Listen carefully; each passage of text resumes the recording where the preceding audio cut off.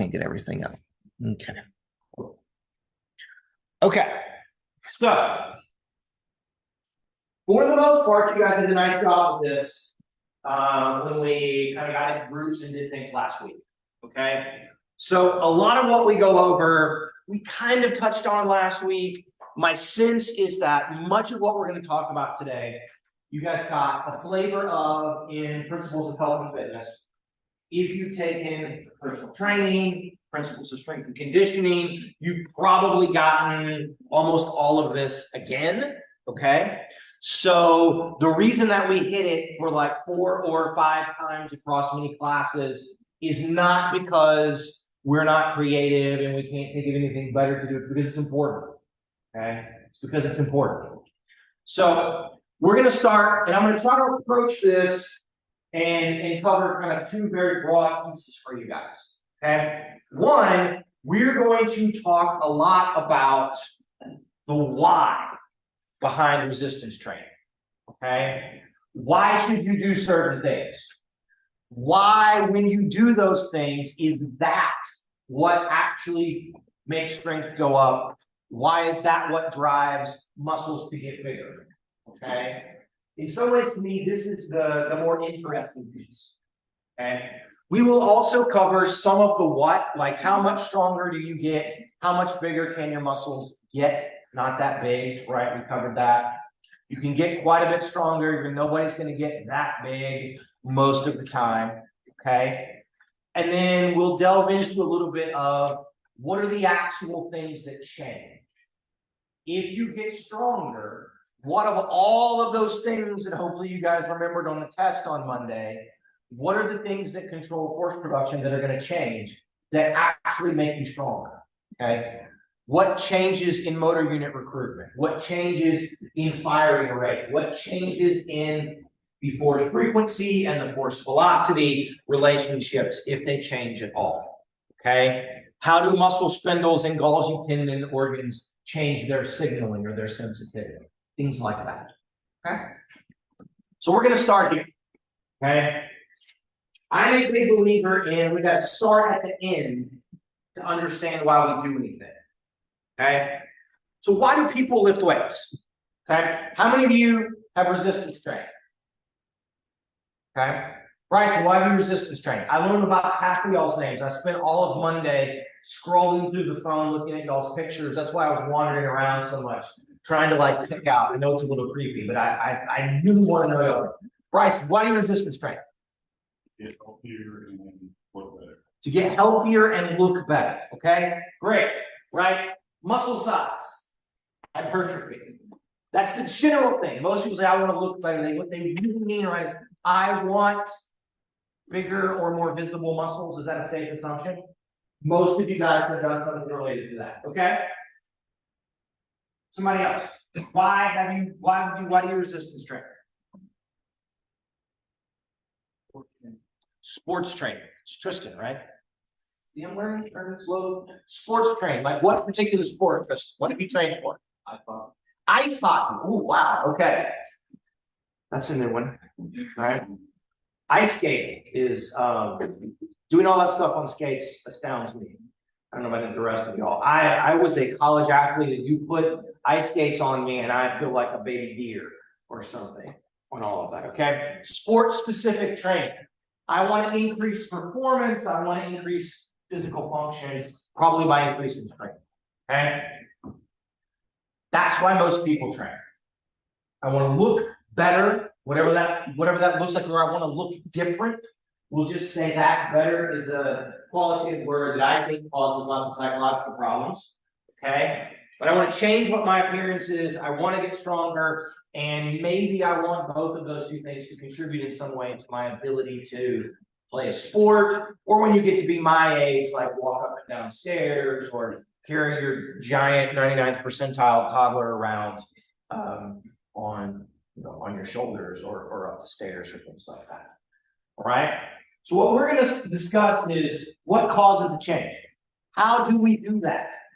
Okay. What's the physiology behind if you go and you do squats 3 days a week, leg press 3 days a week, what's actually happening that's going to make your quads get stronger and make those muscles get bigger over time. Okay, we'll talk a little bit about what changes, right? How does strength change? How does muscle size change?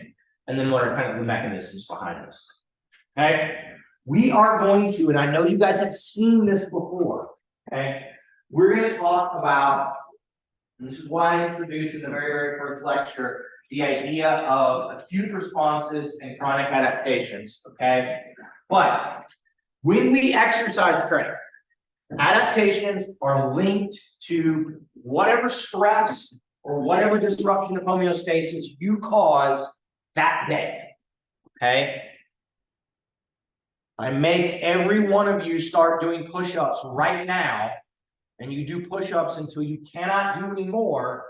We are disrupting homeostasis in those muscles, right? They're having to generate force, they're having to use energy, right? That requires neural drive. There's a host of things that are going on. That's different than just sitting there at rest, right? So the adaptations that happen over time are going to be very specific. They're going to involve the muscles that you use, the neural pathways that you've been using, and the metabolic systems that you've been using, okay, while you train. And this is the idea of what's called training specificity, okay? Training specificity.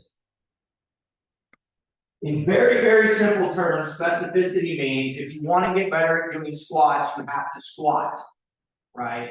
Don't bench press. Weirdly, if you want to get better at like riding a bike or shooting free throws or hitting a golf ball, also squat, strangely enough. There's some fascinating kind of psychological crossover evidence on those things, but that's what it means. Your body adapts exactly to what it is that you ask it to do. Okay? So if you train your arms will change. Your legs won't. It's Wednesday, we can go to the Huff and see lots of examples of that. Right? Plenty of bros that have never done a squat or a deadlift or anything like that. Right? Lots of bench, lots of shoulders, lots of curls. That's what specificity is. We determine what they train and what they don't based upon it. And for the most part, the adaptations that take place occur for one reason only. So that the next time you do the exact same thing you just did, there's less disruption of homeostasis. Okay? This is going to play into a concept that you guys have heard about before, and we'll talk about later, called progressive overload. Right? I do something, it disrupts homeostasis, I adapt.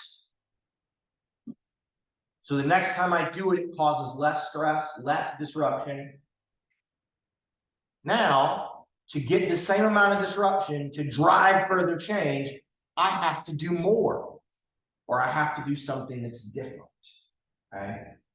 So I can't lift the same weight over and over and over again. Because I adapt and then it becomes easy and it doesn't disrupt homeostasis. I can't do the same number of push-ups over and over and over again. Right? I can't, when we do something, I can't run the same distance or the same speed. It's the same kind of concept. All right, does that make sense? Okay. Many of us are guilty of not adequately doing that. Right? We do the same thing all the time. Right? We'll talk more about that in a few slides. Okay, I've tried to kind of frame all of that in this sort of flow chart, if you will. Okay. You're going to exercise.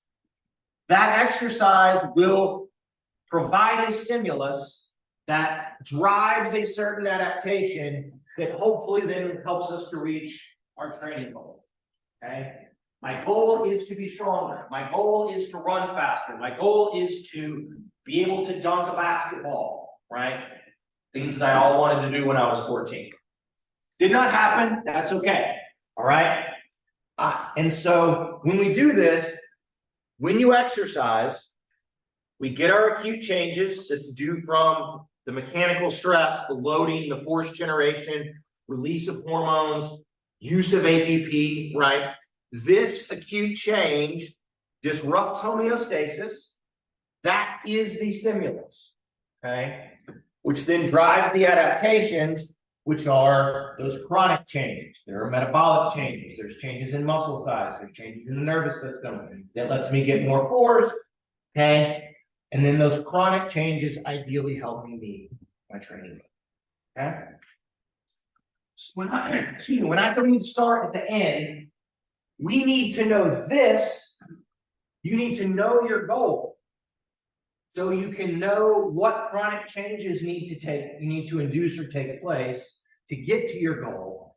And then we work backwards from there to figure out, well, what kind of exercise and disruption of homeostasis to provide the stimulus do I need to induce this change? Okay. That's how I think we should approach all of this, right? If I tell you I want to be able to run fast, there are certain ways we should train to let me reach that goal that might be different than if I said I want to be able to win a strongman competition or something. Okay. So that's kind of how that's all going to go. All right. So I mentioned progressive overload. We'll go a little bit deeper here. Okay. That is the idea that you have to train at a higher intensity than whatever it is that you're accustomed to, right? If you're used to lifting 100 pounds 5 times, that's what your body has adapted to. So now you need to lift 100 pounds 6 times, right? Or you need to lift 110 pounds 5 times. But there's a lot of ways to manipulate that. But the general idea is do more than whatever you're normally accustomed to doing, okay? There's a problem with that, though, right? It's not very fun, right? You have to reach beyond what you're accustomed to. And that oftentimes is uncomfortable. It may hurt. It's physically challenging. And so therefore, this is a thing that lots of people don't do very well, right? They do what's comfortable. I'm in there and I'm doing it, which is better than not doing anything. Don't get that part wrong, but you need to do more, okay? And so we can overload, or we can induce overload by altering what exercise I'm doing, how much weight I'm lifting, right? By changing or increasing the sets and reps, potentially by altering the rest periods between sets, and or by altering the order in which I do certain exercises, okay? We already talked about specificity. This is the general idea, okay? Use specificity, hack the system and the certain muscles that I need to change in a certain way, and I've got to do progressive overload. And we'll talk about how we kind of actually induce that a little bit later, or ensure that we're getting that later. Okay. So now we're going to go through a little bit about what actually changes, some stuff I asked you guys about last week. How strong can you get? The research tells us, for the most part, okay, a relatively untrained person can increase their strength 25 to maybe 100%. Okay, so if you can lift 100 pounds right now, you start doing things, and then some of you will be able to increase to about 120 or 125 pounds. Some of you may be able to increase it up to like 200 pounds. Okay? You may be able to double how strong you are. Okay? It seems to be greater. There seems to be larger increases in strength when we perform what are called dynamic muscle contractions. Okay? So a dynamic contraction is one where there's movement. Concentric, eccentric, right? Think about a 1 rep max that you guys have probably heard of, right? How much weight can I pick up and then set back down? Larger increases in strength with those than if we were to test and measure isometric strength. And I'll talk about why in the coming slides. Okay. So you all remember from Principles of Health and Fitness, you did grip strength testing, right? You squeeze. That's an isometric contraction. And then you probably did bench press or squat or something to measure 1 rep max. So if we train you, the 1 rep max can maybe go up 50%, And the isometric contraction, the squeezing might only go up 10 or 15% for the exact same training protocol. Okay. Okay. The real key thing to take home though, this is one of those things maybe we should talk about in the gateway class if I do this, is strength gains in general are similar between men and women, old people and young people. And I say old people, I mean like up to about age 85 or so. Okay. Until the early 90s, we thought men increased their strength to a greater extent than women. Because if you look at the numbers in an absolute sense, a guy can lift 100 pounds, he gets 50 pounds stronger. A girl can lift 50 pounds, she gets 25 pounds stronger. They would say the guy's went up by 50, the woman went up by 25, therefore the guy can have a greater increase in strength. And then somehow, I don't know why it took them this long, but in the 90s, it occurred to them that maybe we should express that as a percentage of where they started. And all of a sudden, they were like, oh, the women get just as strong as the men, and in some instances more so. Right? They do the same thing with older individuals. So, everybody can get stronger. Okay? Gains are often related to two primary factors. The biggest thing that determines how much stronger you can get is how strong are you right now? How well trained are you right now? Okay?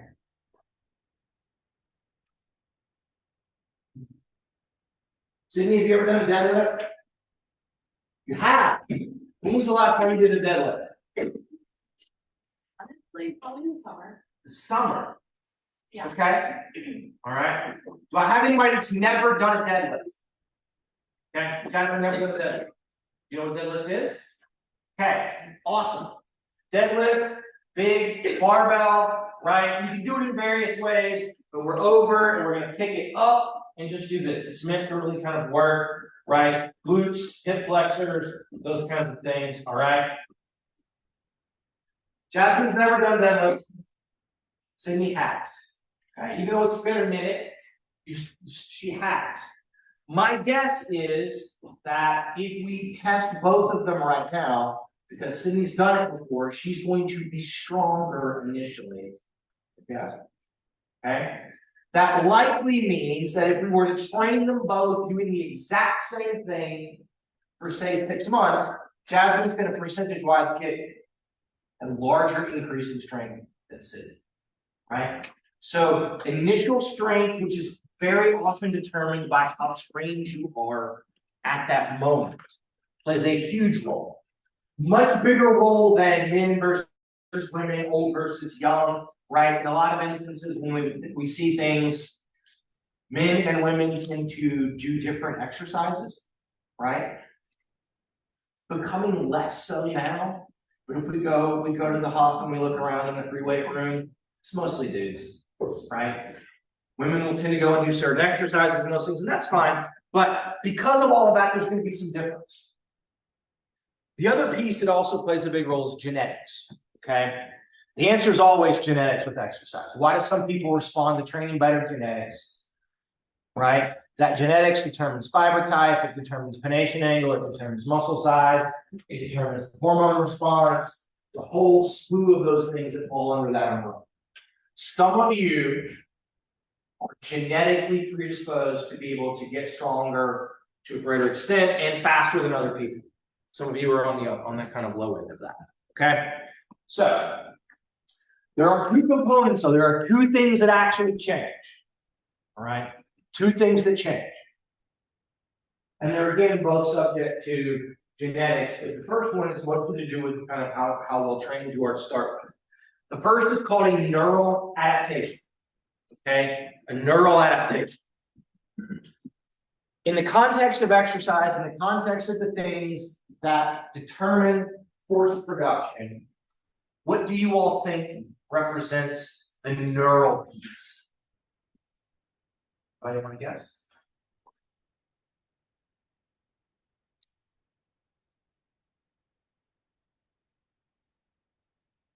Firing rate. Firing, okay? Isaac? Increase the more unit. Perfect, okay? Firing rate, motor unit recruitment. Okay? A neural adaptation means very simple. Your nervous system is better able to turn on the motor units in a given muscle and potentially, it's hard to measure, but potentially then maybe drive them at a more optimal firing rate, whatever that is, okay? Neural adaptations happen almost immediately, okay? Almost immediately. If I made all of you do 10 squats right now, when we come back tomorrow, especially those of you that don't do squats, or stand up and say, yes, don't do squats, you would be better at doing that squat tomorrow than you are today. Okay? Because of a neural adaptation. The second big thing that changes, and it's much slower, is called a contractile protein adaptation. That's muscle size. Okay? That's also potentially some small but maybe significant changes in pennation angle. Okay, but that's driven by the increase in muscle size. All right.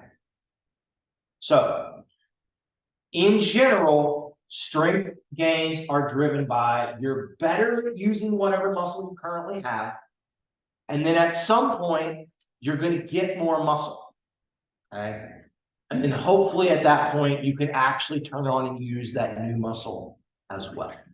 Okay.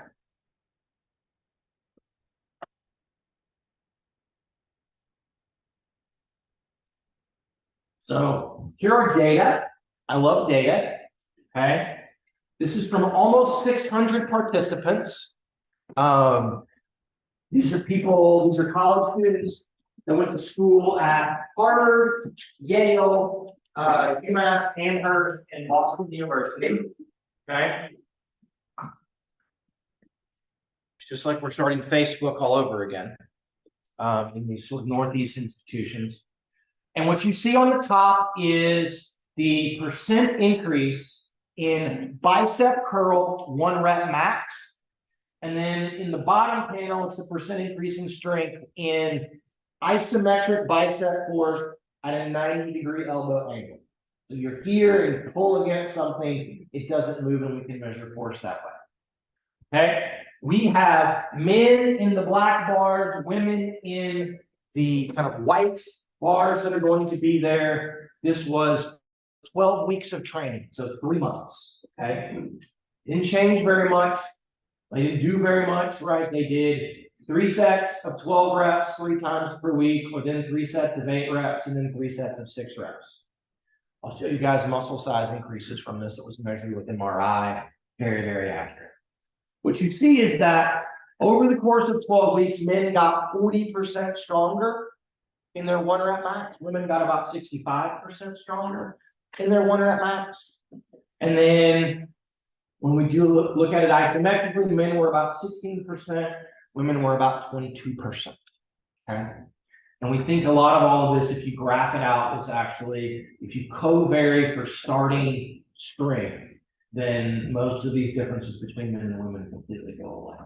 Okay? But you guys will note, look at this variation, right? Most people, it's a relatively normal distribution. Most people are kind of somewhere between maybe 25 and about 65 or 70. But you got some folks that are way out here, like 200% increase.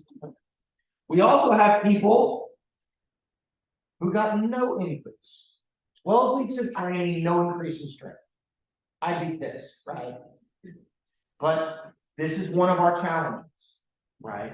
This is a challenge of understanding behavior and behavior change. People that train and don't see results want to stop training. It's human nature. So how do we combat all of it? Same thing, less variation when you do it isometrically. We use isometric when we do things in the research lab because there's less variability. It's much more a reflection of motor unit recruitment and muscle size. The dynamic contractions, we gotta start worrying about velocity in the midst of those, and then there's a little bit more kind of form and technique that goes into, they're going to introduce a little bit more variability there. Okay, but this is roughly what we would expect from most people. Now, it's a curl, okay? Small muscle, we use our biceps quite a bit in our everyday lives, even if we don't formally train. And so these numbers are probably a little bit less than what we would expect if you did something that people don't do very often, right? Bench press, squat, any kind of powerlifting, right? Power clean, deadlift, something like that. You're going to have potentially larger gains because you curl things even if you don't think about it in your everyday life. Okay? All right. So we'll try to outline some of the actual changes. I've talked about this a lot already. Neural adaptation is a learning effect, right? You learn how to use the muscle you have. You learn how to generate force and complete that task, okay? It is in a lot of ways very, very similar to I've learned how to walk, I've learned how to ride a bike, and you never really forget how to do all of that, okay? So we think we have a better ability to recruit high threshold type 2 motor neurons, especially those very, very large type 2X motor neurons that will be the last ones to be recruited under most circumstances. Okay, you'll get better at that. We also tend to increase what we call synchronization. If I say synchronization, Montana, what comes to your mind? Like togetherness. Togetherness. Okay, great. You guys are aware of synchronized swimming? Yes. Right? You do things when you're all kind of together. I will not do my impression of any of those things and embarrass myself to a great extent. We know, and we can measure this, it's pretty cool, that we can change basically the synchronicity of firing of motor neurons going to a certain muscle. And what that means basically is that you're going to send action potentials, right, exactly on top of each other, sort of rolling like this, action potential up, action potential down, to all of the motor neurons, or most of the motor neurons that are going to go to a given muscle at the same time, like in a very, very kind of time-locked sequence. It may surprise you to learn that when you're not very good at doing something, you don't do that very much, right? You don't time lock them. And again, it's a PhD level class for me to explain to you why that's the case. I'm happy to do it. You're going to come to my office. Okay. But the idea is that if you think of those action potentials, and they're going to do that, they're going to kind of come on top of each other. It functions like waves in water, where as they go together, they essentially add an amplitude or the size of the wave gets bigger.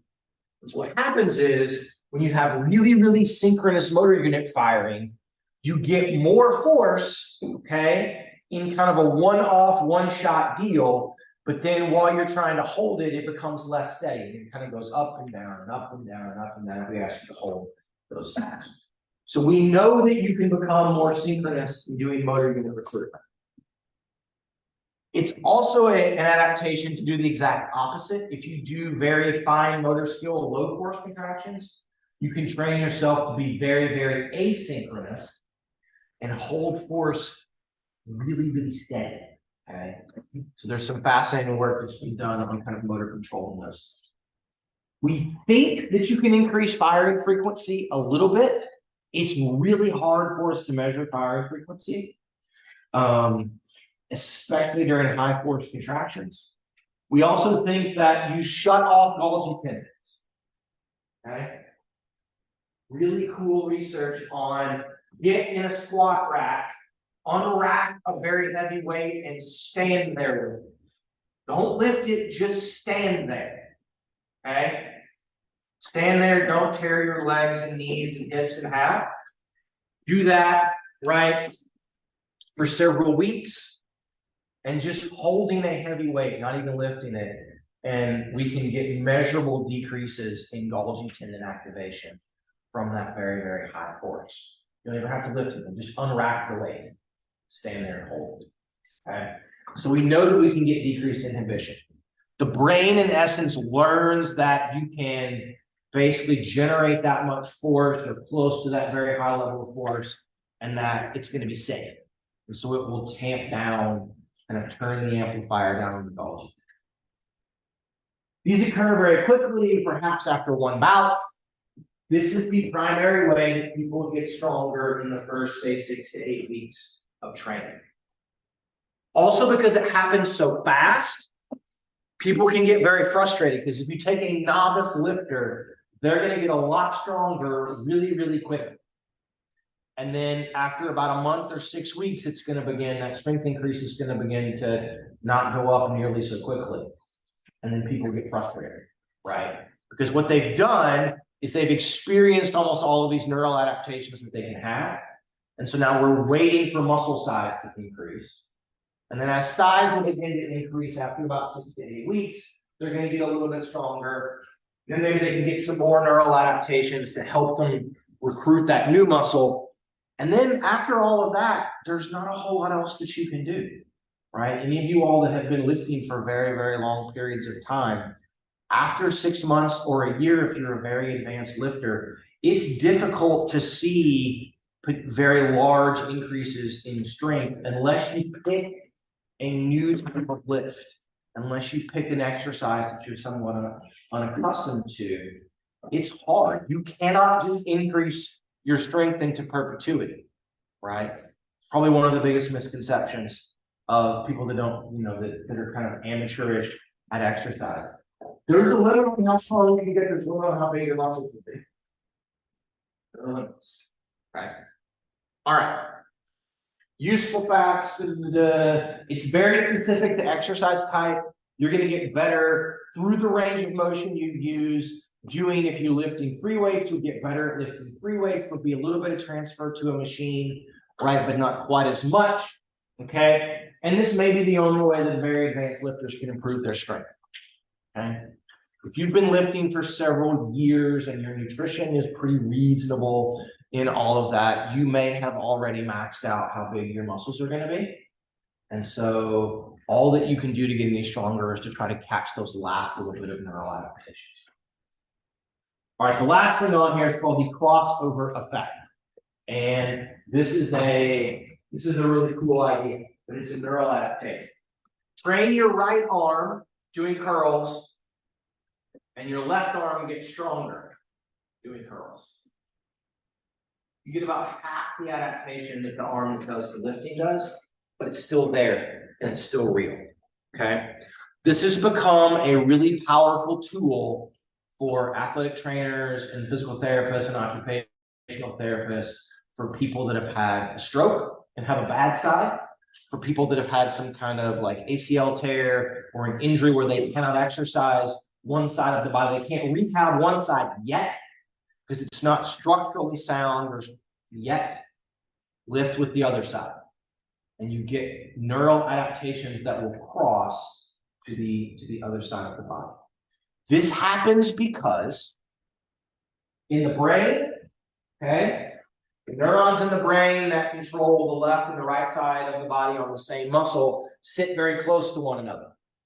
In the spinal cord, the motor neurons that are going to go to the left and the right sides of the body on the same muscle sit very close to each other. Okay. The pattern of doing, say, a curl is very similar between your right and your left arm. Those neurons sit close together. And so as one side adapts, the other side also learns how to adapt. Okay. Really, really fascinating things.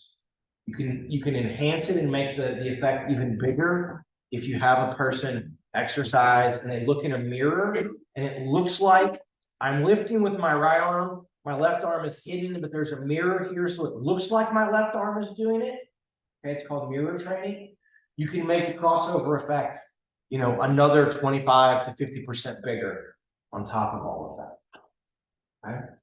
So kind of some really fascinating stuff that goes on with those things. But it's called the crossover effect or the cross education effect. Okay. And it's a neural adaptation.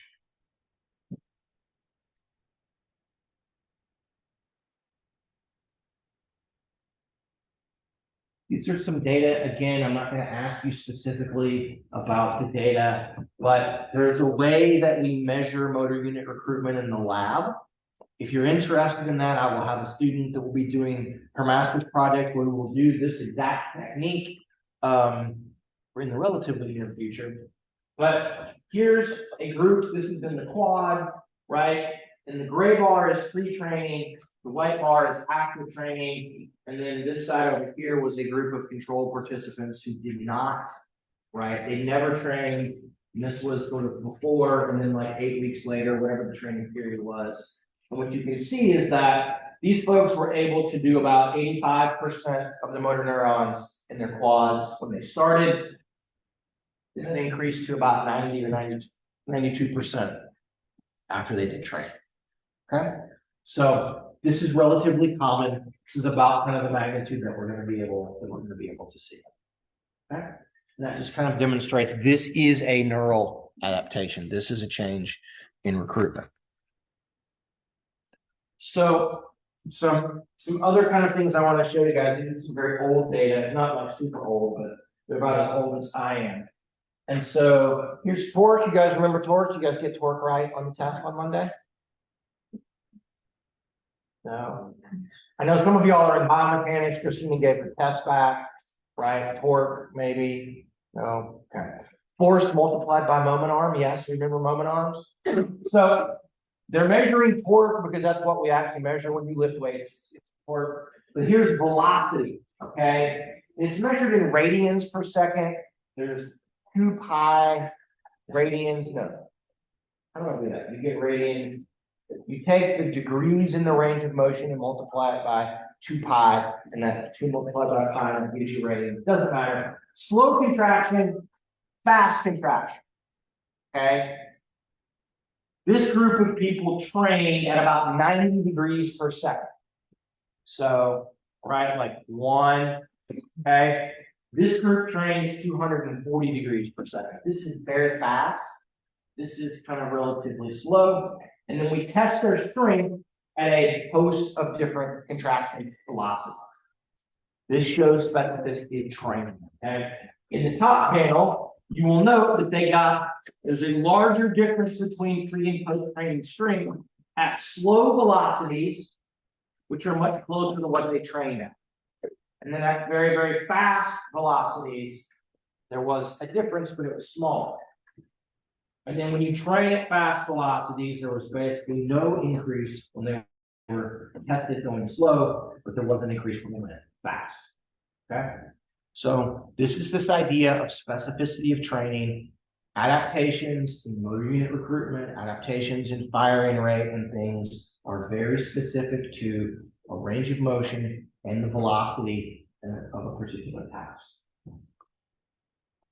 Here's some other ones. This is just showing what I showed before. If you look at how much weight people were training with and the percent increase in like what weights you use to train versus the increase in isometric strength, right? You see maybe 15% increase in isometric strength, and yet the person is training with 175% more weight or something like that. Okay. So this is going to illustrate again that it's very task specific, and we're going to get a lot better at doing whatever it is that we're doing. Okay. I don't think I put this on the. I don't think I put this on the slide, but I should have. We've done a little bit of work with this in my lab previously. This is a very, very famous study. Okay. You guys remember if you took human physiology here, you guys did something called electromyography. You put electrodes over a muscle, maybe you squeeze, you generate force, and you could measure the electricity coming sort of in that muscle. What you're doing with EMG is you're measuring action potentials on the sarcolemma and action potentials in the peripheral axons in that muscle. And as that signal gets bigger and bigger, it's indicative that you're using more and more of that muscle. And so what you guys can see here is they trained people using their quads. And so you can see here's their knee extension strength. It's going to go up right over about 8 weeks. But then here's what's happening to the electrical signal in the biceps femoris, right? So in the hamstring. And one of the adaptations that we see that helps us get stronger is that as you train one muscle, you learn, quote unquote, how to shut off the co-activation of the antagonist muscle during that contraction, right? So as I get better at knee extending, one of the ways I get better is I turn off my hamstring. I'm better able to relax my hamstring. Okay? So if I want to, and I was going to try to sit on this, but I want to, yikes, I want to knee extend and lift something, I have to overcome gravity, I have to overcome the weight of my leg, and I have to overcome any co-contraction from my hamstring. So if I can shut off my hamstring, I can then give more force to overcoming gravity and the weight of my leg, so I can actually lift more weight with the agonist muscle. And this happens really quickly within about the first couple of weeks. Okay? So there's some really kind of interesting stuff that goes on there. So again, the brain learns, the spinal cord learns, right? And it's going to try to do things to help you get stronger.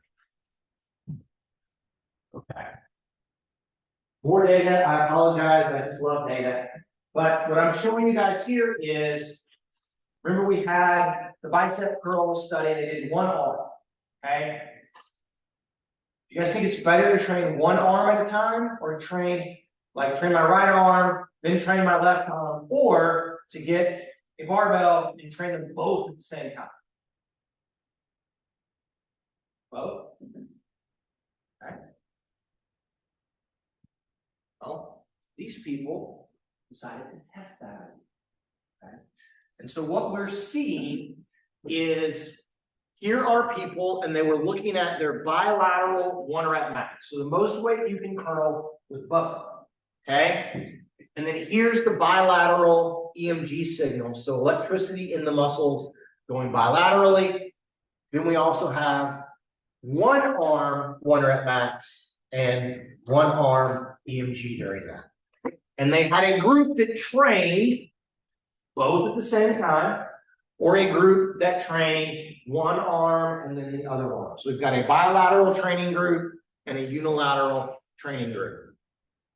And so if we look at their bilateral 1 rep max, here, both groups got stronger, but the group that did their training in the same way that we tested them got a larger increase.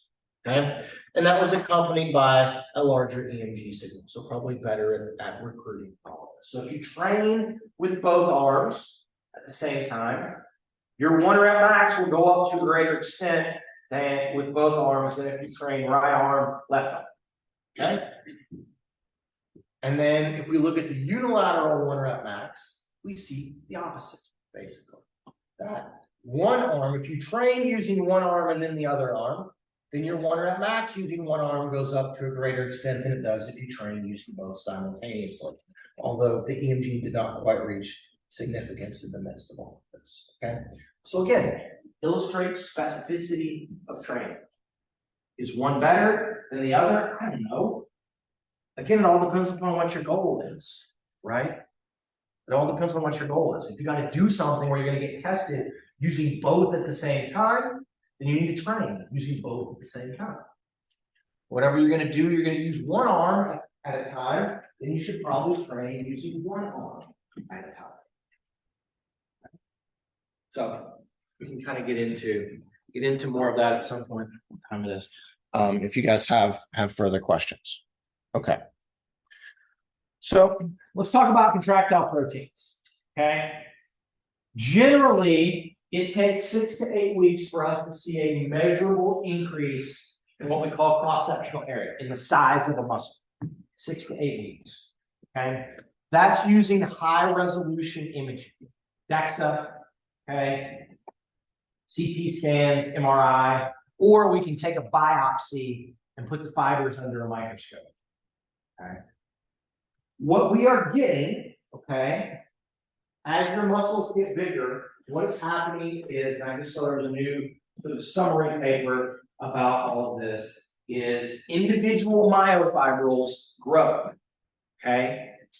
You do not get more myofibrils, you do not get more muscle fibers. It's just that the size of each grows. Okay? And so that means there's more sarcomeres, that means there's more actin and myosin filaments, okay, that are going to be in the muscle. So that's protein. When muscles get bigger, the protein content has gone up. That is why. Anybody having protein right now? Nope. Okay. In a fun twist of fate, my therapist asked me on Monday what I thought about pre-workouts and protein. So I was like, aha, the tables have been turned. Let me help you with some things.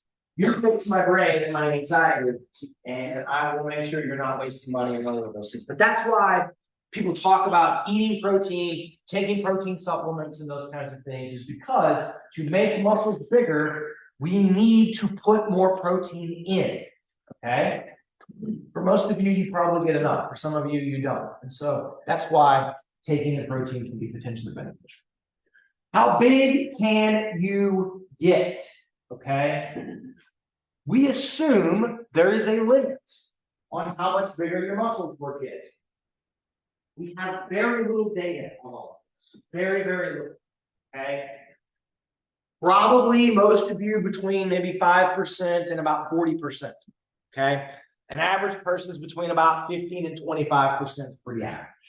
Some people are outliers. They can get 50, 75, 100%. Okay. Some people cannot make their muscles bigger. Everything is perfect. Your training is perfect.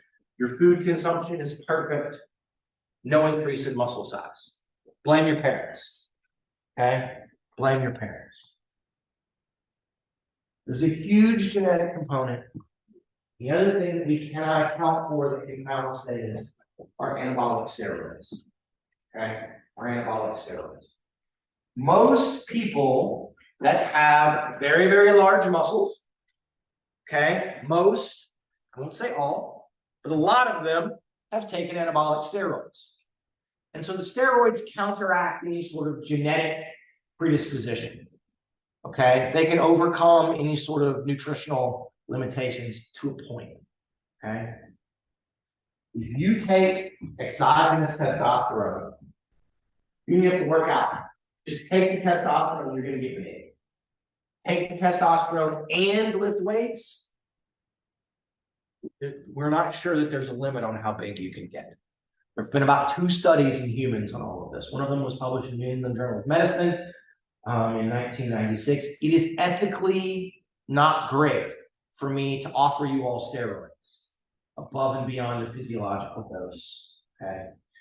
We have some evidence from, say, men that are hypogonadal, they don't make enough testosterone, or men that have gone through andropause and taking testosterone replacement. But most of those, the goal is just to get people back to a relatively kind of normal level, like what most sort of men that are y'all's age has, or that are my age have, or I'm probably on the downside. Okay. What I'm talking about is sort of hyper physiological doses. Just a couple, and people get really, really big. Okay. Really big. And the other problem is like the athletes and things that take a bunch. They don't, I mean, they have records, but we don't really know, like, it's not, you can't really use that as evidence from a science standpoint because of the ethical concerns, and we don't always know exactly what they were taking and those kinds of things. Okay. So that's the big caveat in the midst of this. So here are the data from those 600 college-age men and women who did the bicep training. This is in 12 weeks. This is biceps cross-sectional area measured by MRI, so it's super duper accurate. Okay, and it looks mostly like this. Okay, again, men in black, women in white. There's some people, this is what's called a histogram. So there's about 8% or so of people that saw no increase. Okay, there were a couple of people that actually their muscles got smaller. I'd be pissed if that was me. I don't know. And then there's some that are way out at like the 50% level. Okay, so but the vast majority are somewhere between about 10 and 25 to 30%. Again, there's a component of what is your initial muscle size. If you've already been training for a while and your muscles have already hypertrophied some, then it's harder for us to make those muscles get as big as or increase as much as a muscle that you don't use that often. Okay. Additionally, muscles that are postural in nature, that you use often, okay? Gastroc, soleus, right? Erector spinae, some of your hip flexors and things that you use all the time when you walk and hold yourself up in posture, they've already hypertrophied to some extent, okay? So when you see the people, we're not going to name names, doing a bunch of calf raises, right? It's hard for us to make your calves get that much bigger because you use them all the time. They've already hypertrophied in some ways just from walking around. Okay? Because they're a very postural muscle. So there we go. So that's what we think we can get. Okay. So how do we get them bigger? Right? Well, it's about a thing we call protein balance. Okay, protein balance. So my father, the retired football coach, very fond of saying, I don't know which sort of older coach it was that said this, but famously said, you're either going to get better today or you're going to get worse today. You're never going to stay the same. Just kind of an upsetting life philosophy on a lot of things, right? Are you a better person today than you were yesterday? If you're not, maybe you're a worse person. I don't know. All that I don't think about. So he would say those, okay? He meant about football was a way of sort of trying to shame you into actually doing things. Hence some of my anxiety and other things. So it's a fraught relationship in that way. I love my dad, but yeah. Protein balance in your muscles is very similar. Okay? Your muscles are always in a state of either gaining protein or losing protein. Okay? How many of you didn't eat breakfast? Show of hands. Okay? Isaac, I'm sorry, your muscles are getting smaller right now. Okay? Why? Well, it's been a while since you've eaten. We need protein in the body for a host of things. When you don't have enough, muscle's the largest store. Let's start breaking down a little bit of muscle and do all of that. How many of you had some protein for breakfast? Huh? What did I said you can't be wrong.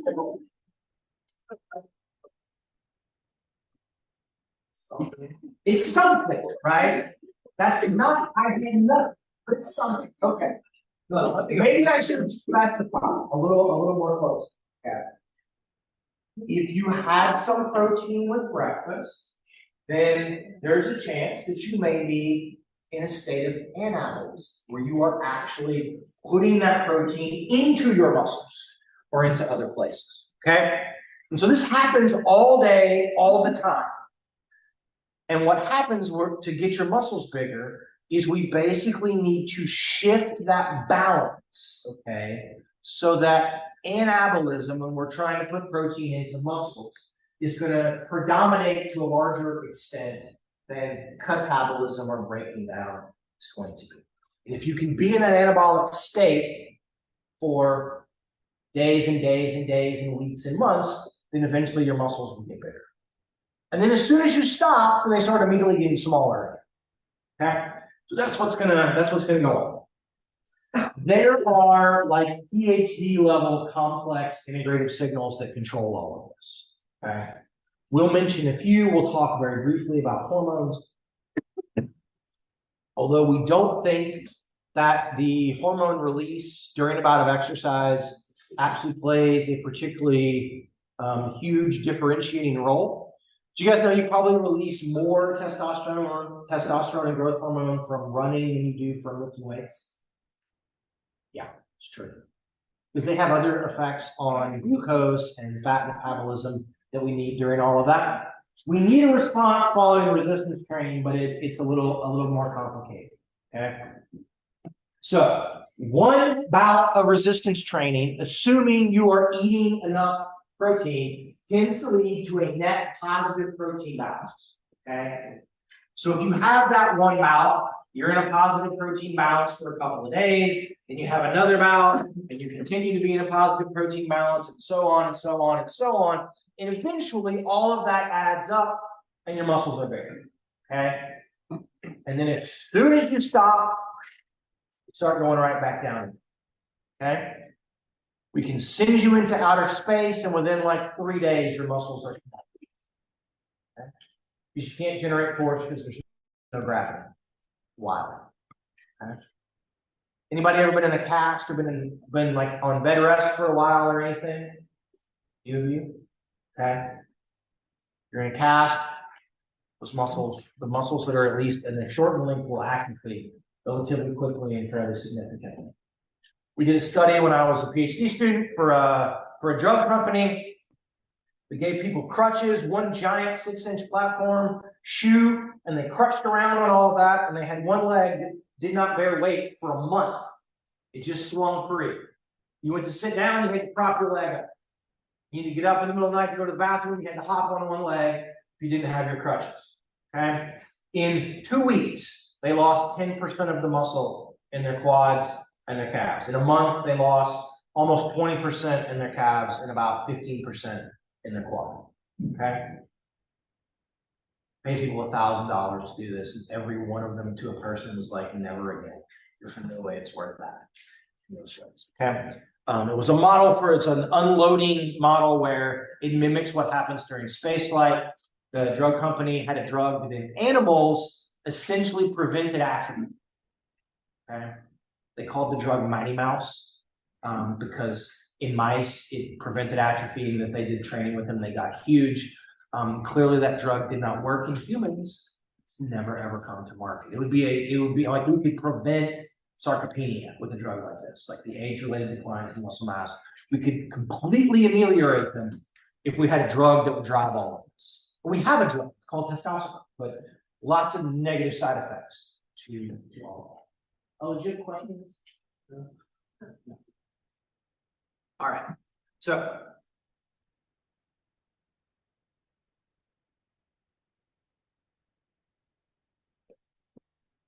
I don't want to give anybody any sort of post-traumatic stress about physiology, right? Or maybe intro to zoe or intro to bio.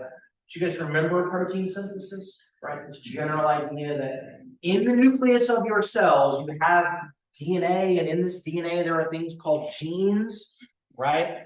And you have genes that encode for basically every protein, every enzyme, every hormone, everything in your body. There's a gene for it. And so if I want to make more actin and myosin, I have to tell the nucleus, or those many nuclei in your muscle fibers, we need a signal to tell that nucleus to make messenger RNA that code for the gene that will then make the proteins for actin and myosin. And then things to make more sarcolemma, and to make more sarcoplasmic reticulum, and to make more T-tubules and all of this. Okay? So the idea of taking DNA where the genes are and turning that DNA into RNA for that specific gene, that's called transcription. Okay? That's called transcription. If I say like 3' and 5' ends of DNA, are you gonna throw stuff at me? No. Okay. So we make the messenger RNA. The messenger RNA are going to then associate with a ribosome, and those ribosomes will then use the code from that messenger RNA to string amino acids together to make the proteins that we want. So if you're thinking about muscle, generally actin myosin, okay, and the other associated things. That's called translation. Okay, so we can look for signals. Have you do a bout of exercise, we can check in your muscle via biopsy for, are you transcribing? Is there more messenger RNA that would code for the genes that are going to be associated with making muscle strength? Or we can look for translation. Is there actually more protein? We can do both of those two things. Okay. And so we can see after a single bout what happens in the midst of all of this. We see generally with resistance training and upregulation and making the messenger RNA that code for muscle-specific proteins. Okay. We can also see the beginnings. It may not be after one bout, but after a couple, we can see that those messenger RNA are being translated into new protein. Okay. So if you look at the protein content that's in there, we can see those things. Okay. All right. We talked about that for the most part. There's an even better way to do this stuff. I say better. It's better scientifically, but it's not better if you're the research participant. Okay. Anybody ever had a catheter put in your arm to get blood or to get plasma, like put it in a vein if you've been for an IV or somebody anybody ever had a catheter put in? Okay. Most of the time, we put catheters in veins. Okay.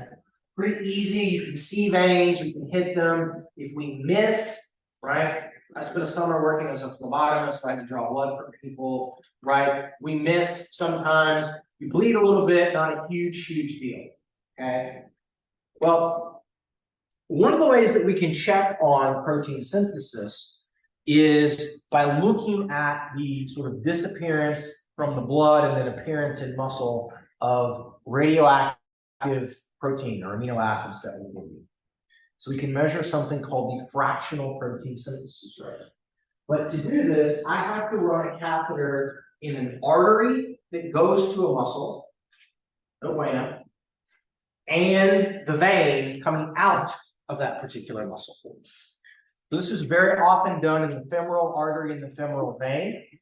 I've seen we tried once in the lab when I was a master's student. We had a cardiologist come and try to put an arterial catheter in the brachial artery, and the cardiologist messed it up and missed, and one of our PhD students' moms bled profusely and had to go to the hospital on all of this. We're like, yeah, you're a cardiologist. And he said, well, the nurses usually put the lines in and all of this. Like, all right, but they wouldn't let us have the nurse that does the line come. Anyway, arterial lines are much more difficult and potentially much more difficult. So this is kind of a high level of difficulty.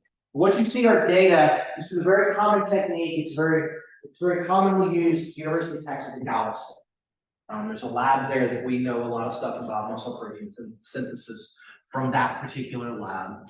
And what you can see basically is don't worry about what the numbers tell us, just worry about them in relation to each other. We give you protein. We can measure how much of that protein is in the arterial blood. Those amino acids are in the arterial blood. And then we measure on the other side how much of it makes it through the muscle into the venous blood. And then the difference between those two things tells us basically how much is getting left or being taken up into the muscle to hopefully be made into actin and myosin and new proteins. Okay. And so here's rest, and then they do a bout of resistance exercise. And so you can see 6 hours, 24 hours. So 1 day, 2 days, 3 days out from this one bout of resistance exercise. And what you will note is that peak increase in fractional protein synthesis is about 1 day after you worked out, but it stays elevated over rest for almost 3 days. Okay. Why do we encourage you to work out probably 2 to 3 times the same muscle 2 to 3 times per week, but maybe not 5? Right here. It's still up. Okay. Even 3 days later, it's still going to be elevated. Now, if you look at all of this, it goes from 0.04 to 0.12, right? So it's up threefold on top of all of this. Just appreciate with fractional rates and these messenger RNA rates, if you ever see data on all of this, okay? These are the things that the supplement companies use to try to get you to buy their protein, right? We have you work out and it looks like this. We have you work out and then we give you protein powder. And all of these things get shifted up. Okay. But there's a threefold increase in protein synthesis rate. You guys remember how much bigger can your muscles get? Can they get 300% bigger? Right? Much, much smaller. And so what we see with this increase in synthesis rate is real, but it does not translate exactly to, well, that's going to be how much bigger my muscles going to get at the end of the day. So rates may go way, way up. You're still only going to get 15 or 20% of an increase. So when the supplement companies tell you, well, if you take our supplement, you get a 50% increase over and above what you were going to get in protein synthesis rates to begin with, which you do, okay?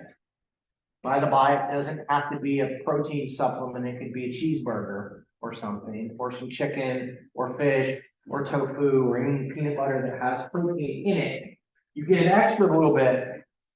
Very little of that actually translates to actual measurable increases in muscle size that we see over, say, 8, 12, 16 weeks of training. Right? You may get a little bit bigger than you were going to, but it's not very much. It's certainly not as much as what it looks like if you measure things at the synthesis rate or at the messenger RNA appearance rate or things like that. We don't know why that is, but context for your giant tub of protein powder, right? Maxwell 3000 or whatever it is that we're going by. Okay, we'll stop here. Monday, quiz on resistance training. I'll try to get your test up. Got until next Wednesday to do the little course evaluation. If you want it to be anonymous, I will leave it with Kellen at the front desk. You can bring it to her. If you want to email it to me, great. If you want to bring it by with your name on it, that's great. It doesn't matter. All right? Very good. Have a good weekend. Make good choices. Thank